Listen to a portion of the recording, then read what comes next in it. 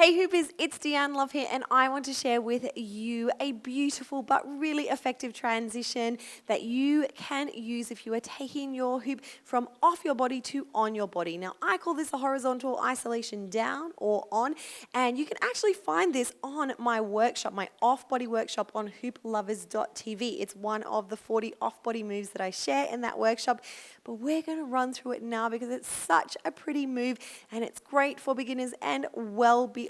So grab your hoop and follow along with me. Okay, so for this move, we are going to start in the horizontal spin above our head. And you want to be spinning the hoop in the same direction that you want to spin it on your body. And after a little while, you will be moving in both directions. So you can practice this both spinning to the left and spinning to the right. But right now, I am in my right hand. I have my thumb out and my hand in the stop sign, 4 fingers up. The hoop is spinning around to the left. Now, because it is spinning around to the left, I am going to follow that lead and go with the hoop's flow. And I am going to spin to the left. Now to do this, let's take a look. I'll break it down for you. What is going to happen is as the hoop comes around and hits you on the back of the hand, you are going to squeeze or wrap your fingers around, and sometimes this can be challenging if the hoop is heavy, but don't worry, this is all in flow, all in momentum. I'm just showing you this in my best slow-mo. So as you squeeze and wrap your hands around, your arm is likely to be out at around about your ear or a little bit in front. That is a good thing. What you want to do is take this other hand and put it right across from on the inside, palm facing out. So now you have 2 contact points and they're nice and balanced. You can do this with your hands close if you like, but the hoop has a tendency to dip. Of course, you can do any variation that you like. You can do this with one hand, but for this one, we are going to take the hands and put them at 3 and 9.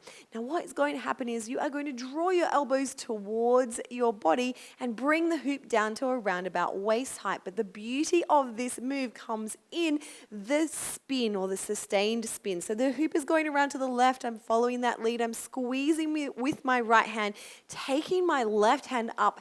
As I start to turn, I'm going to try and keep the hoop relatively flat. So it's like an isolation if I was looking down from above.